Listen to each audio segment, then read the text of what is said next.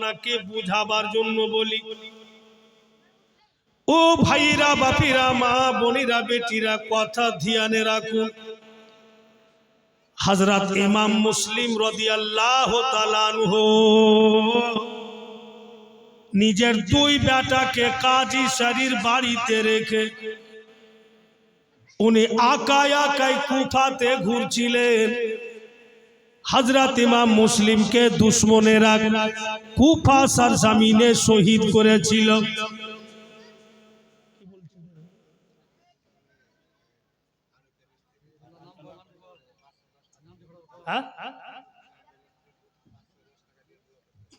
ফারুক সাহেবের স্ত্রী 510 টাকা, বাদ বাকি আর কেউ দিয়েছে না? সুবহানাল্লাহ, মাশাআল্লাহ। দোয়ার জন্য বলেছেন নিশ্চয়ই। বলো। নাইমের মা 1 বস্তা, রফির মা 2 বস্তা, আর রফিকের স্ত্রী 2 বস্তা, জামালের মা 1 বস্তা,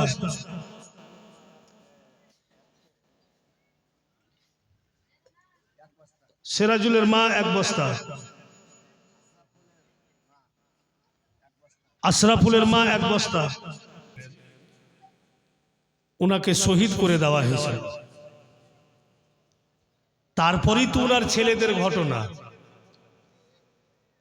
তো আজকে যেহেতু শেষ রাত, শেষ রজনী, মসজিদের কালেকশনের ব্যাপারে বলতে হয়েছে এবং মসজিদের জন্য কালেকশন করতে হয়েছে। আর রাতও বাপু অনেকটা হতে চলল বলে আমি ওই 2 ছেলের সামথিং একটু কথা বলে আপনাদের একটু আমি সান্ত্বনা দিতে চাই। আর যে কোনো বক্তা থাকে, যেদিন কালেকশন হবে সেদিন কিন্তু বাপু জীবনের কোনো লাইন ধারাবাহিক থাকবে না। কারণ যে কালেকশনের মিটার আছে ওখানে আর ওদিকে ভাবা চিন্তা করারও যায় না।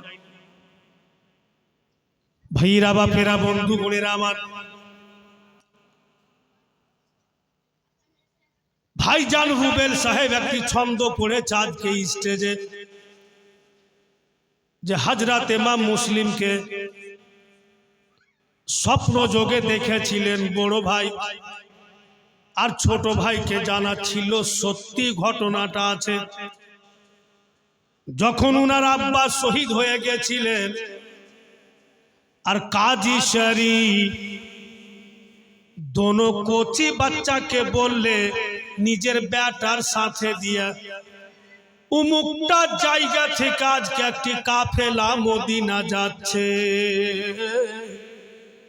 निजेर छेलेके काजी शरीफ बोलछे दोनों जान्नातेर फुल।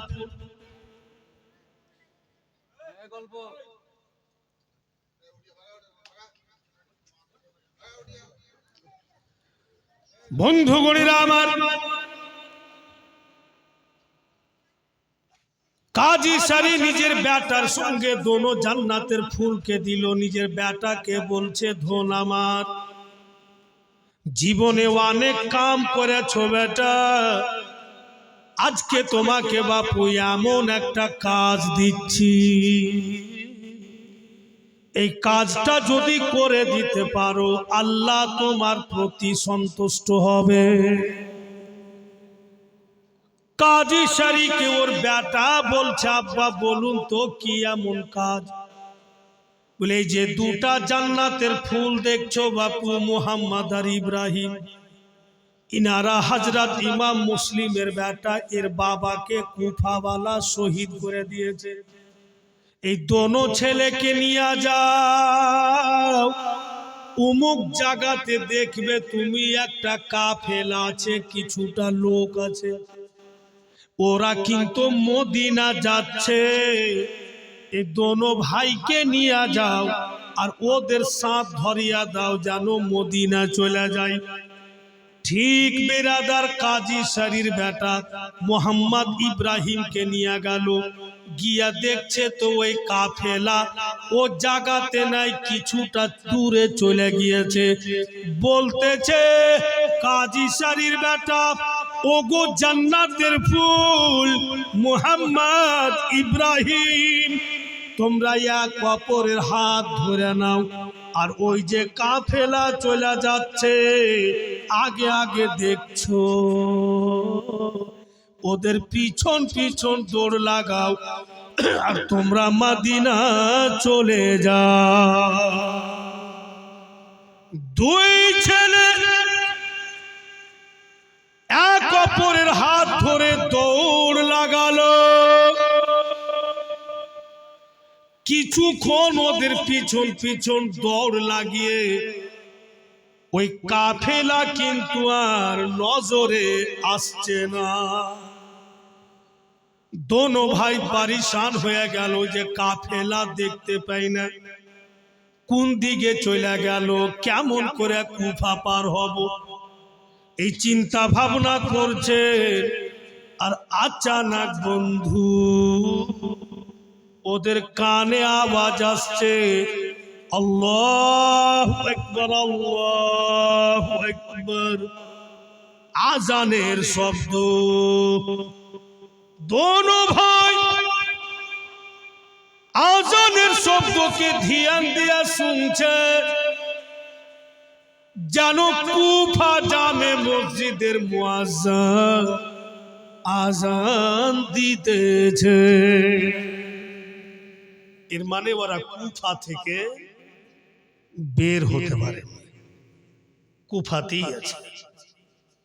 মোহাম্মদ বলছে ইব্রাহিম, ভাইজান ওবায়দুল্লাহ এলান করেছে আমাদের ধরে নিবে, একটা কাজ করেন না। বলে কি কাজ? দিন বেলাতে আমরা কোথাও ছুপিয়ে যাব, দিন বেলাতে কোথাও ছুপিয়ে যাব, আর যখন রাত হবে বেলা ডুববে তখন বের হব। কারণ যে যদি আমরা দিন বেলাতে ঘুরে বেড়াই, জানি না ওই ওবায়দুল্লাহ লোক আমাদের ধরে নিবে, জুলম সিতম করবে। তাই চলো দিন বেলাতে কোথাও ছুপিয়া বসা থাকবো, যখন বেলা ডুববে তখন রওনা হব। ঠিক সারা দিন যে কোনো ব্যক্তি ছুপিয়া যদি বসা থাকে, দানাও পাবে না, পানিও পাবে না। কারণ যে ওরা ছুপিয়া বসা আছে, সারাদিন বিনা দানা পানিতে ছুপিয়া বসা থাকলো। ফের যখন বেলা ডুবলো তো দোনো ভাই রওনা হইল। কত লম্বা আপনাদের সামনে বয়ান করব বন্ধু। সারা রাত দৌড়তে থাকলো। ফিরবি যখন মুয়াজ্জিন আজান দিচ্ছে ফজরের, তো কুফা মসজিদের আজান এখনো পার হতে পারেনি। বলতেছে দোনো ভাই আর কোনো উপায় নাই, চলতে পারা যায় না। ছোট ভাই বড় ভাইকে বলছে, ভাইজান শরীর চলে না, পেটে দানা নাই, পানি নাই, বাবা যদি থাকতেন তুমি আমাদের দেখভাল করতেন, বাপও নাই। যদি আমার কিসমতে থাকে যে কুফার জঙ্গলই আমার রুহু বের হবে, তাই হইয়া যাক, কিন্তু আমি এক কদম চলতে পারবো না, নাই শক্তি। বড় ভাই নিজের ছোট ভাইয়ের চোখের পানি মুছে, তুমি চিন্তা করিও না, চলো আমার সাথে, এখন অনেকটা রাত হয়ে গিয়েছে, কেউ জায়গা নাই, তুমি খিদা পেয়েছো, চলো কোনো বাড়ি গিয়ে আমি চাইব, যদি একটু কিছু খাওয়া দিয়া দেয়, ঠিক তোমাকে আমি খাওয়াইয়া দিব। বড় ভাই বলে, দেখছে বাপু অনেক বড় বাড়ি, রাত কিন্তু অনেক আছে। ওই বাড়িটাতে উঠলো, ছোট ভাইকে বসিয়ে দিয়ে মোহাম্মদ আওয়াজ দিচ্ছে, বাবুজি যদি কেউ বাড়িতে থাকে একটু বেরিয়ে আসো। রাত অনেক, বাড়িওয়ালা দরওয়াজা খুললে দেখছে তো দুই জান্নাতের ফুল। বাড়িওয়ালা বলছে, কে তোমরা? এত রাত্রে আমার দরওয়াজাতে কেন?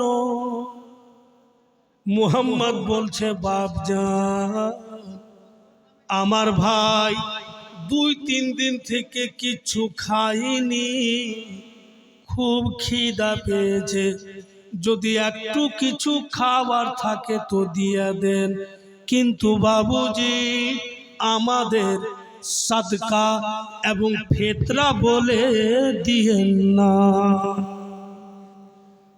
এটা শব্দ কেন বললেন? তোহফা বলে কিছু দিয়ে দেন, কিন্তু সাদকা ফিতরা বলে দিয়েন না। তো বাড়িওয়ালা বলছে, কেন সাদকা ফিতরা কেন নিবে না? মুহাম্মদ বলছে, আমরা নবীর ঘরানা, আর নবীর ঘরানার জন্য সাদকা ফিতরার মাল হারাম।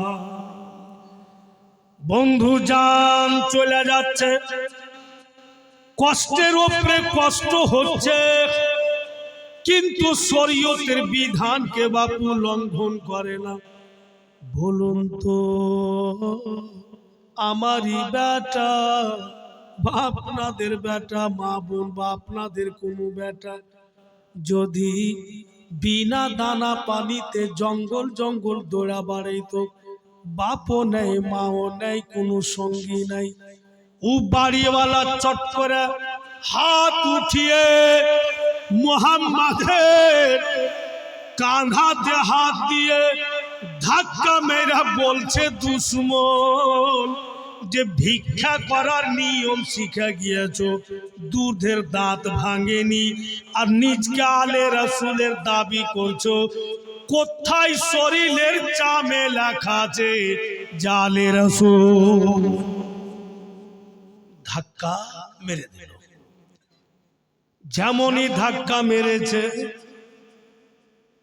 মুহাম্মদ কিন্তু পাথরের উপরে পড়ে যায়, কপালের চাপ ফেটে রক্তের ফুহারা বেরিয়ে আসলো। ইব্রাহিম তাড়াহুড়া করে ভাইকে ধরে বলছে, আমি আর খিদা নাই, কখনো বলবো না যে খিদা পেয়েছি, আমার খিদা মিটে গেল।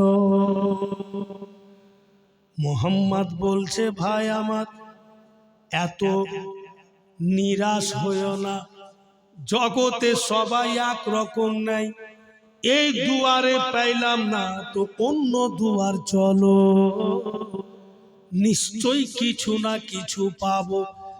বন্ধুগণ লোকটা কিন্তু মুসলমান ছিল, দাড়ি ছাড়া ছিল, চুল দাড়ি পেকে গেছিল, পাক্কা নামাজি মনে হচ্ছিল। ওই মুসলমান ধাক্কা মেরে দিলে দোনো আলে রাসূল এবার এক পা দুপা করতে করতে বাপু ইহুদির দুয়ারে উঠলো। এক মুসলমান ধাক্কা দিয়ে কষ্ট দিল, अब ইহুদির দুয়ারে চলে গেছে, সে মুসলমান নয়। এবার কি হতে পারে? ইহুদির দুয়ারে গিয়ে যেমনই আওয়াজ দিলে ইহুদি দরওয়াজা খুললে দেখছে ইহুদি ছেলের কপালের চাম ফেটা আছে, রক্ত যেন চেহারাতে লেগে আছে। ইহুদি চট করে বলছে, ধনেরা এত গোলাপ ফুলের চেহারাতে রক্ত কেন? আর তোমাদের বাপ মা কেমন বাপু যে এত রাত্রে তোমাদের ছেড়েছে? মুহাম্মদ বলে আমাদের বাপ মায়ের মতো কেউ নাই, উনাদের কিছু বলিয়েন না, কারণ যে আমার মাও জগতে নেই, বাপও নেই। বাপকে কুফাওয়ালা শহীদ করে দিয়েছে। ইহুদি বলছে তোমরা কার বেটা? বলে আমরা ইমাম মুসলিমের বেটা। ইহুদি চট করে নিজের স্ত্রীকে আওয়াজ দিচ্ছে, ওগো উঠো বিছানা থেকে, বেরিয়ে এসো, তুমি জিনাদের গল্প তুমি রাত দিন আমাকে শোনাচ্ছ, তোমাকে খোঁজ করতে হবে না, আমাদের দরওয়াজায় চলে এসছে। ইহুদির স্ত্রী বেরিয়ে আসলো, বলে কার কথা বলছেন স্বামী গো? বলে তুমি আমাকে বলছো 15 বছর হইল আমরা বিয়ে করেছি, এখন পর্যন্ত একটাও সন্তান হয়নি, তুমি নাকি বারবার স্বপ্ন দেখছো আওলাদে রাসূলের সেবা যদি করতে পারি, উনাদের সেবার বিনিময়ে আল্লাহ তোমার গর্ভে সন্তান দিবে। দেখো দেখো মুসলিমের দুই লাডলা দুলারা জান্নাতের ফুল চলে এসেছে।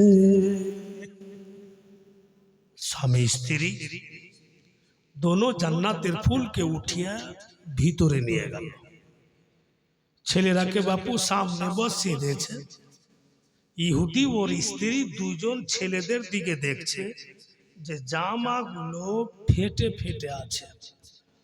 মানে সারা রাত জঙ্গলে ছেলেরা দৌড়েছে অন্ধকারে, কোথাও পড়ে গেছে, কোথাও জঙ্গলের পাতে লেগে জামা চিরেছে এবং শরীরের চাম চিরে রক্ত বেরিয়ে বেরিয়ে আছে।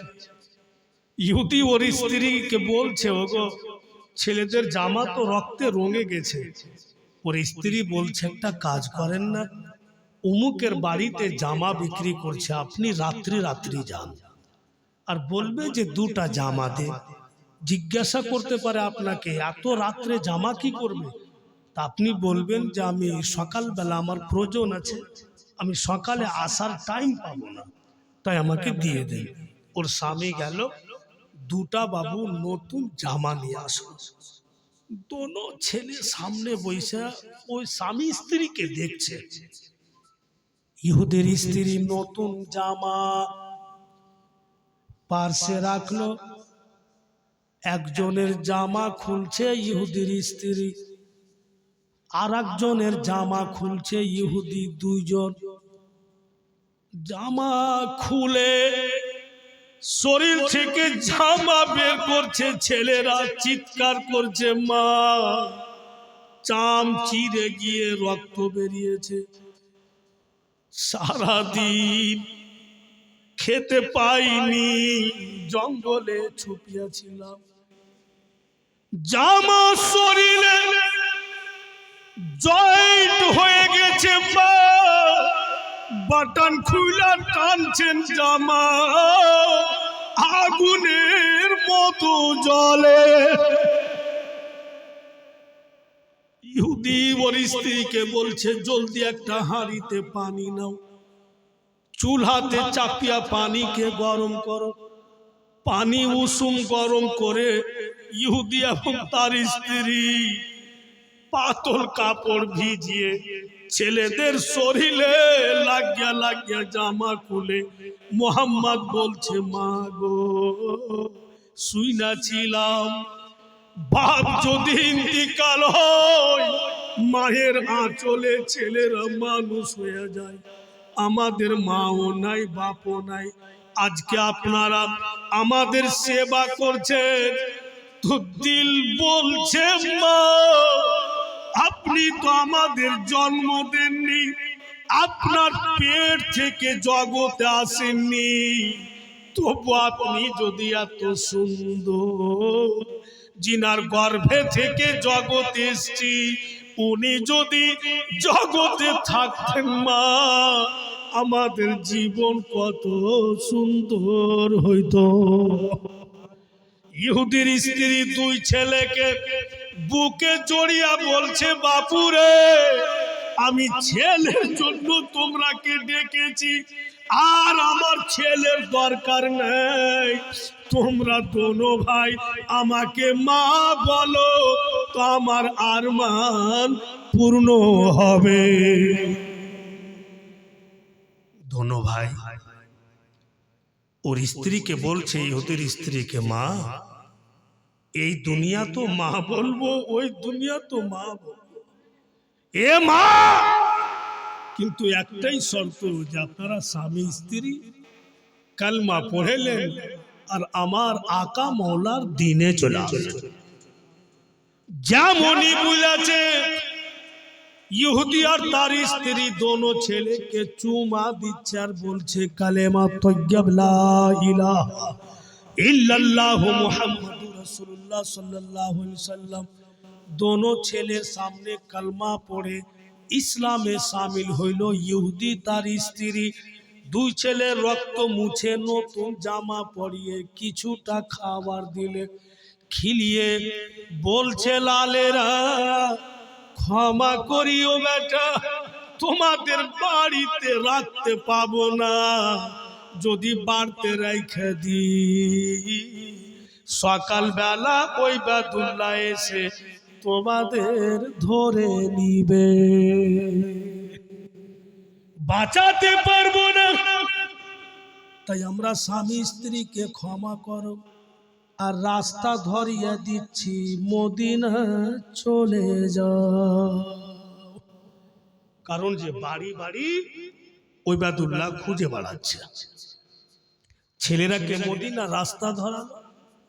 বেরাদারান ইসলাম, পেটে দানা গিয়েছে, শরীরের একটু সেবা হয়েছে, তো ছেলেরা শান্তি পেয়েছে, তো ছেলেরা যাচ্ছে, ইহুদি ওর স্ত্রী দাঁড়িয়ে দাঁড়িয়ে দেখছে।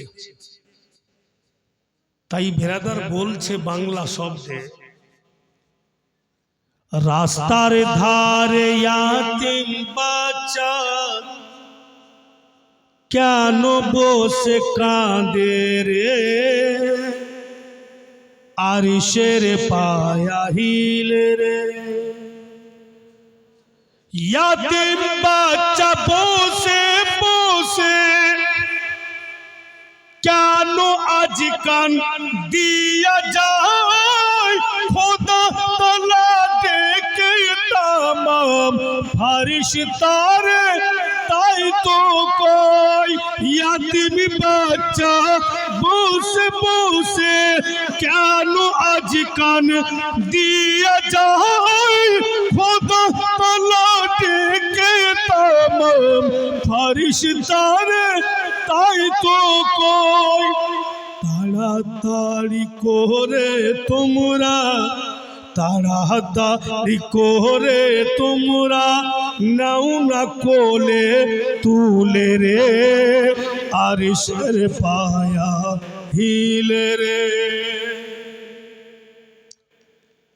দুই ভাই বলছে এক অপরকে, রাত পোহালো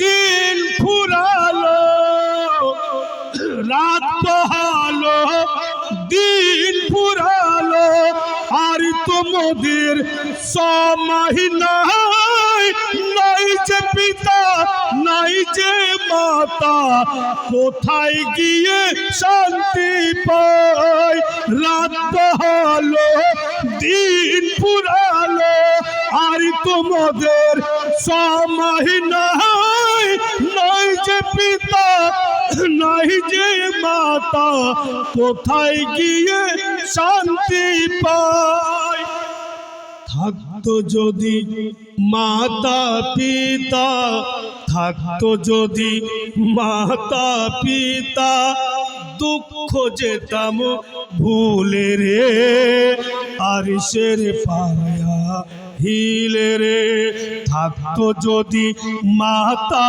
পিতা, দুঃখ যেতাম ভুলে রে, আরিশের পায়া হিলে রে।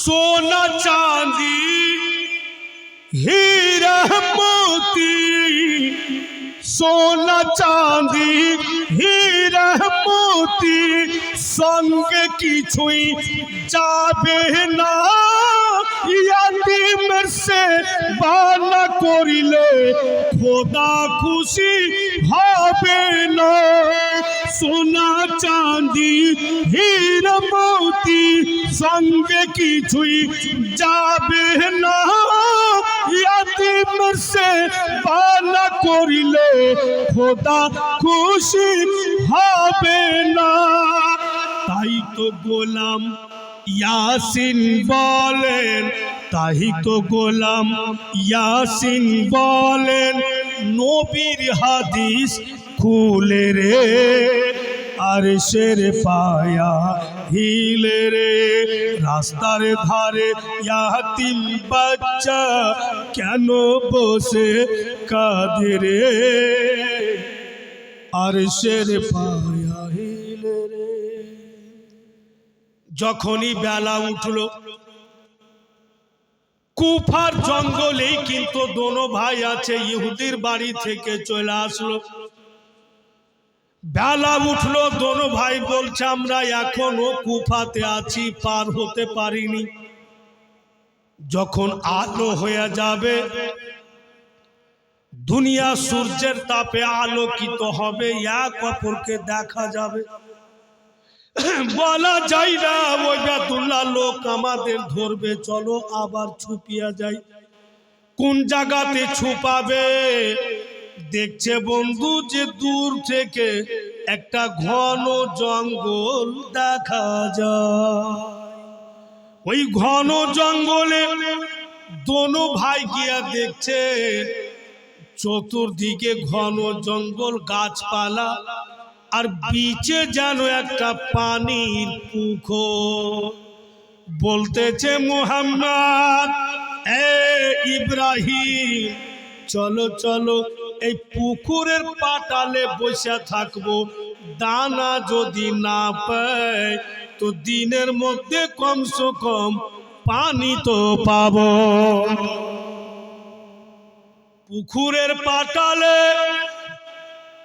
একটি গাছের জড়ে দোনো ভাই বসলো সারা দিন কাটাবে সন্ধ্যা লাগবে তারপরে মদিনার রাস্তা নিবে দোনো জান্নাতের ফুলকে পুকুরের পাটালে গাছের জড়ে বসে থাকতে দেন আব চলুন আপনাদের নিয়ে যাচ্ছি একজন লোকের নাম হারিস ওই হারিস এলান শুনেছে ওই বেদুল্লাহ মুসলিমের দুই বেটাকে যে ধরে এনে দিবে অনেক টাকা ইনাম দিব ওই হারিস পাপী दोनों जन्नतेर फूल के खुजा बाड़ाई ओई हारिस पापीर स्त्री और बाड़ी वाली इनी फिर औलादे नबीर दीवानी स्वामी होच्छे दुश्मन दोनों फूल के खुजा बाड़ाइछे धरार जन्य और ओरी स्त्री होच्छे औलादे नबीर दीवानी हारिसेर स्त्री और बाड़ी वाली निजेर दासी के बोलछे दासी पानीर कलसटा निये नाओ पानीर कलसिटा नाओ और पुकुर थेके तुमी पानी आनो ओई पुकुरे पाठाচ্ছে जे पुकुरेर पाटाले दोनों জান্নাতের ফুল বইসা আছে ठीक बंधुगण हारिसेर दासी जखन कलसी निये ओई जंगले घन जंगले पुकुरे गेल जेमनी कलसी खाना पानीते डुबाबे नजर करे देखछे दुई छेलेर शरीरेर छाया जानो पानीर ऊपरे भासतेছে दोनों छेलेर शरीरेर छाया पानीते भासছে हारिसेर दासी पानी किन्तु आर निल ना নজর উঠিয়ে দেখছে যে এত ঘন জঙ্গলে কার ছেলে আছে। দেখছে তো দোনো ভাই এক অপরকে ধরে আছে আর গাছতলাতে বসে আছে। ওই হারিস পাপির দাসী ওর বাড়িওয়ালি পাঠিয়েছে। দোনো ছেলেকে বলছে, ধনেরা কে বাপু তোমরা এই ঘন জঙ্গলে কি করছো তোমরা এখানে কেন? দোনো ভাই এক বাইকি উত্তর দিচ্ছে, 150 খানা পত্র দিয়ে কুফাওয়ালা ডাকিল, ডেকে তারা ধোঁকা দিয়ে জুলম যে করিল।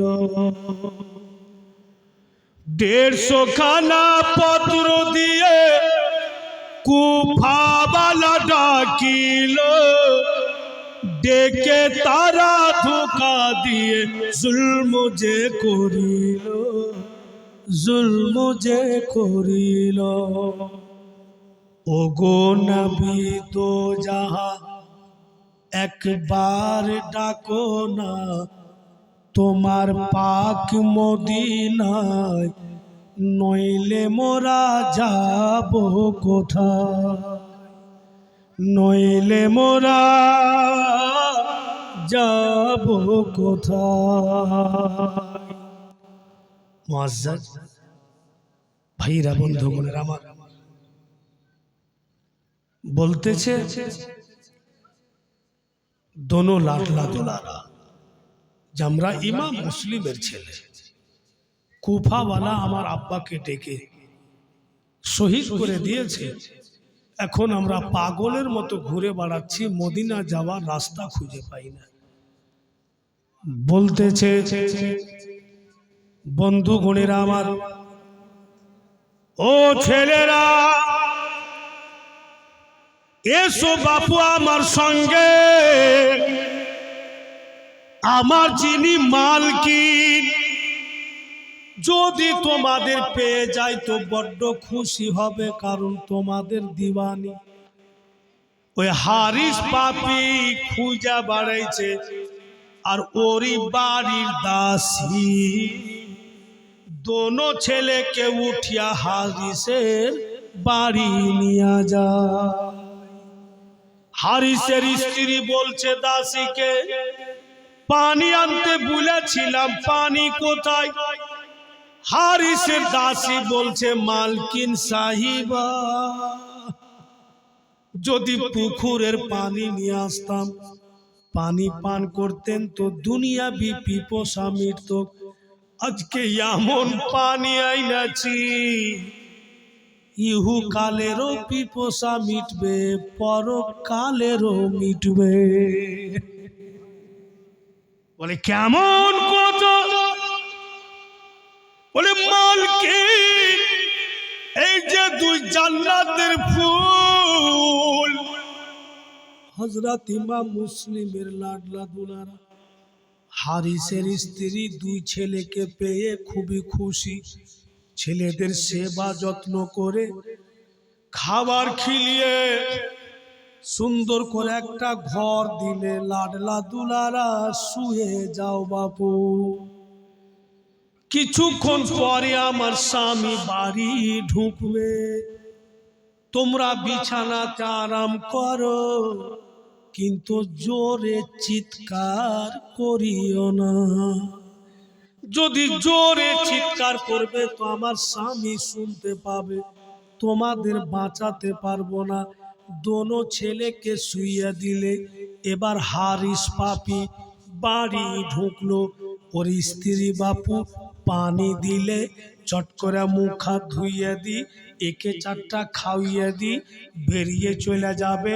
তারপরে দোনো জান্নাতের ফুলকে আমি মদিনার রাস্তা ধরিয়ে দিব। ঠিক হারিস মুখ হাত ধুয়ে খেতে বসছে, বন্ধুগণ আমার, আচানক দোনো জান্নাতের ফুল ঘরের ভিতর থেকে আব্বা বলে চিৎকার করে দিল। ওই আব্বা শব্দ হারিসের কানে আসলো। হারিস বলছে ওর স্ত্রীকে, কার ছেলে?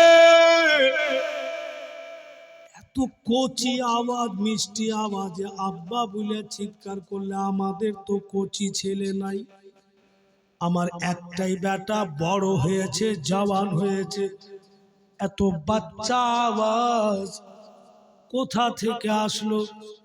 আমার তো মনে হচ্ছে সামনের ঘর থেকে আসলো। হারিসের স্ত্রী বলছে, না স্বামী গো, হয়তো পড়োশির ছেলে হবে। ই হারিস পাপী কিচ্ছু শুনলে না, ঘরের দিকে যখন চইলা যাচ্ছে ওর স্ত্রীর সামনে দাঁড়িয়ে গেল। স্বামী গো একটু বসেন, ধৈর্য ধরেন, কেন আপনি ঘরে যাচ্ছেন? বলে, আমার মন বলছে, ঘর থেকে আওয়াজ আসলো, আমি যাব। ওর স্ত্রীকে বাপু কি আর করলো না, ঘরের মধ্যে গিয়া দেখছে তো দোনো ভাই এক অপরের বুকে বুক মিলিয়ে ছেলেরা ফুটে ফুটে কাঁদে। হারিসের স্ত্রী বলছে, লালেরা ধনেরা, এত যে তোমরাকে বললাম যে চিৎকার করিও না, কেন আব্বা বলে চিৎকার করলে? মোহাম্মদ ইব্রাহিমকে দেখছে যে তুমি কেন চিৎকার করলে? ইব্রাহিম মোহাম্মদকে বলছে যে তুমি তো বড়, তুমি বলো তুমি কেন চিৎকার করলে? তখন বলছে মুহাম্মদ, কি বল, চোখ দুটি লাই গেছে আর স্বপ্ন যোগে দেখছি যেন নবী মুস্তাফা সুন্দরভাবে বসে আছেন, আর ওখানে ইমাম হাসান को দেখলাম, ওখানে হযরত আলী को দেখলাম, ওখানে দাদি জান ফাতেমাকে দেখলাম, আর আমার আব্বাকে দেখছি যেন নবী মুস্তাফার সেবা করছে। আকা মৌলা বলছে, এ মুসলিম, তুমি চলে আসলে, তোমার দুই কলেজার টুকরা আব্দুল কি বলে মুহাম্মদ আর ইব্রাহিমকে কেন নিয়ে আসলে না? তো আমার বাপ বলছে নবী পাককে, হুজুর ইয়া রাসূলুল্লাহ, আগামী কালকে আমার দোনো লাল চলে আসবে।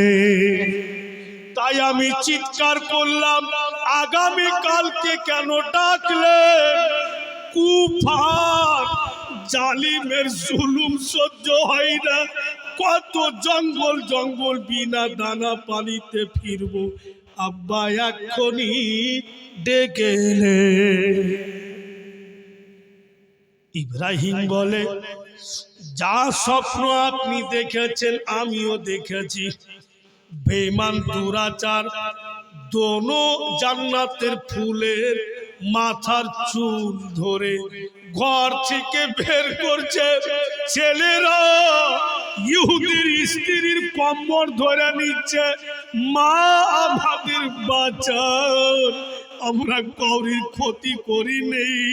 আপনার স্বামী মাথার চুল ধরে টানছে, মা যেন জান বেরিয়ে যায়।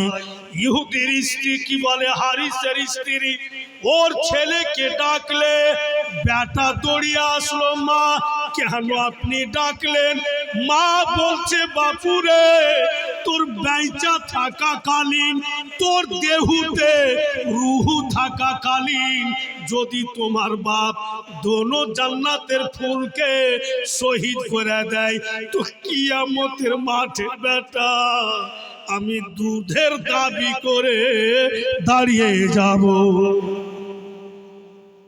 হারিসের বেটা হারিসকে জড়িয়ে ধরলে, আব্বা গো ছেড়ে দেন, এদের কোনো দোষ নাই, কেন এদের কষ্ট দেন? মাথার চুল তো ছাড়েন, কারণ আপনার ছেলের মাথার চুল ধরে যদি কেউ টানে তো কেমন লাগবে? হারিস বেঈমান তলোয়ার উঠিয়ে নিজের বেটাকে আর স্বামীকে ও বন্ধু শহীদ কি বলে স্ত্রীকে, মা বেটা দুইজনকে শহীদ করে দিল।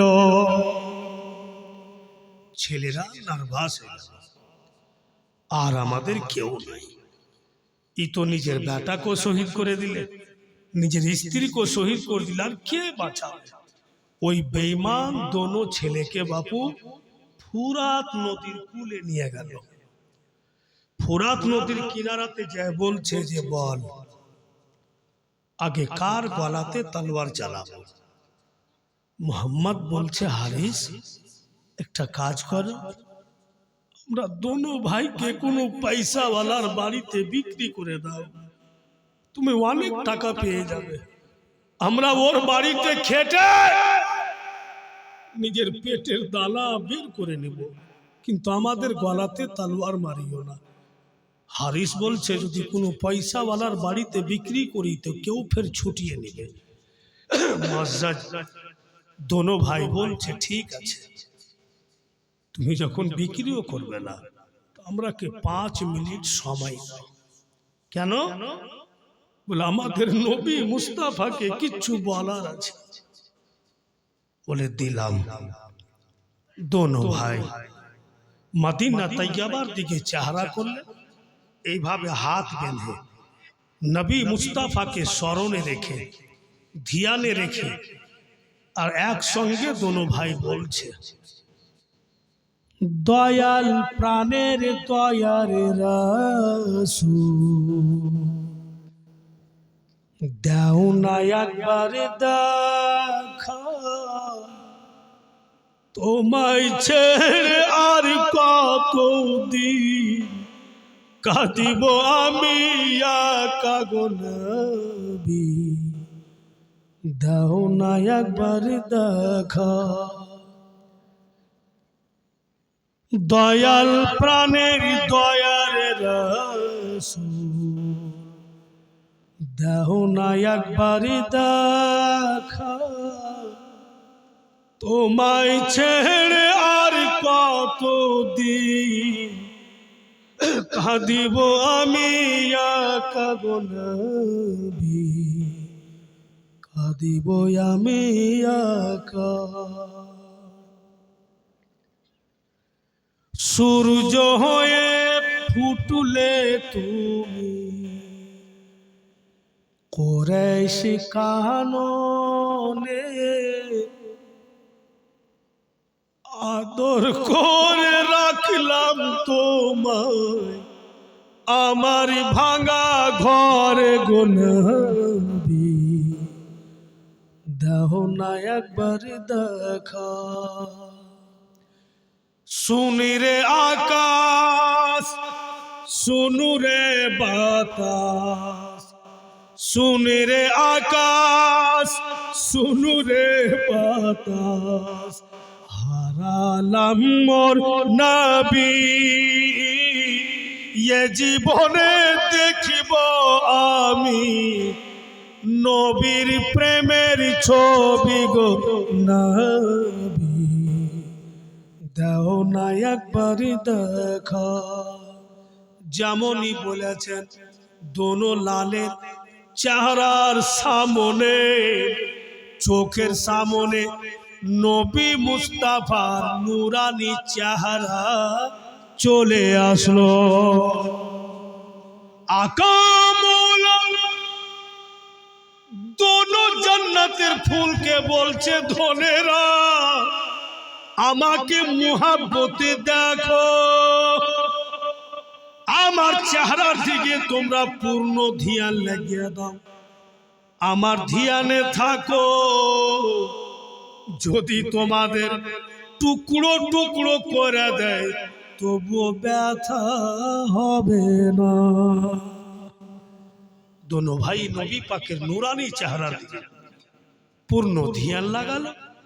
এদিকে হারিস তলোয়ার উঠিয়ে দোনো ছেলের বাপু গলা থেকে মাথাকে আলাদা করলে আর দোনো ভাইয়ের শরীরকে ফুরাত নদীতে ঠেলে দিল। দুই ভাইয়ের শরীর ফুরাত নদীতে, আর দোনো মাথা নিয়ে ওবায়দুল্লাহর দরবারে। ওবায়দুল্লাহ বলছে, এই হারিস, এটা কি করেছিস? আমি বলেছিলাম যে ধরে আনতে হবে, আমি বলিনি যে গলা কেটে দে। আমি নিজের মালিক নিজে নই, আমার মালিক হচ্ছে ইয়াজিদ। ইয়াজিদ এখন যদি কোনো ছেলেকে জীবিত চেহে নাই, আমি পাবো কোথায় যে দিব? কেন এত বড় কাম করলি? ওবায়দুল্লাহ মিজাজে এসে বলছে, কে আছো? এই দোনো মাথাকে নিয়ে যাবে আর ওদের শরীরে লাগিয়ে দাফন করে দিবে। ওবায়দুল্লাহর দরবারে এক আশিকে রাসূল, আওলাদে রাসূলের দিওয়ানা চাকর ছিল। ও দাঁড়িয়ে বলছে, এই ওবায়দুল্লাহ, এই কামগুলো আমাকে সঁপে দাও, এই কাজগুলো আমাকে দিয়ে দাও। এর বিনিময়ে যদি সারা বছর তুমি বিনা বেতনে খাটাও, আমি খেটে তখন ওবায়দুল্লাহ দোনো মাথাকে ওই আশিকে রাসূলের হাতে দিয়ে দিলে, আর হারিসকে বাপু খুঁটিতে বেঁধে দিলে।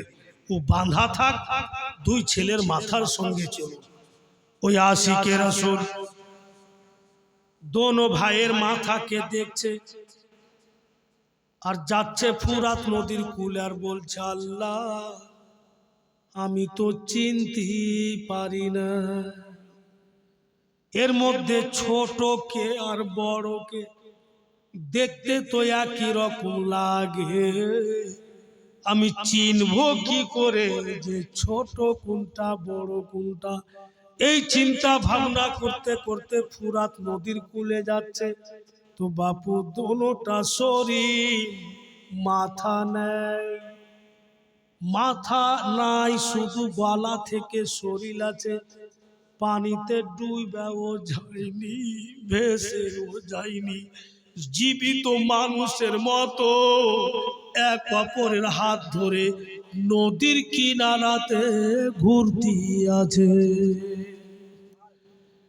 ওই আশিকে রাসূল বলে, আজকে প্রমাণ হয়ে গেল, যারা তোমার রাস্তাতে শহীদ হয় কখনো মরে না।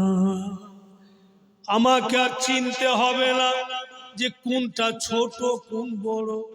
আমি মাথা ছেড়ে দিব ফুরাত নদীর পানিতে, ওরা আপনা আপনা মাথা গলাতে লাগিয়ে নিবে। দোনো মাথাকে যেমনই ফুরাত নদীতে ছাড়লে, জীবিত মানুষের মতো দোনো ভাই আপনা আপনা মাথাকে ধরে গলাতে লাগিয়ে এক অপরকে টেনে ডুবে চলে যায়। নিজের নিজের মাথা নিজেই টেনে লাগাচ্ছে। ওনারা কখনো মরে না। কোরআন বলছে জীবিত এক বাইকে মেনে নিতে হবে জীবিত। মুআজ্জিজ হযরত, अब দুটা জিনিস বয়ান হবে। হারিসের কি হবে? এক মুসলমান ধাক্কা মেরেছিল আর এক ইহুদি আর ওর স্ত্রী উঠিয়ে আদর করে কালমা পড়েছিল, বললাম তো। এই দুটার বক্তব্য হবে, তারপরে আমরা দোয়া করব। দারুদ শরীফ পড়ুন, আল্লাহ।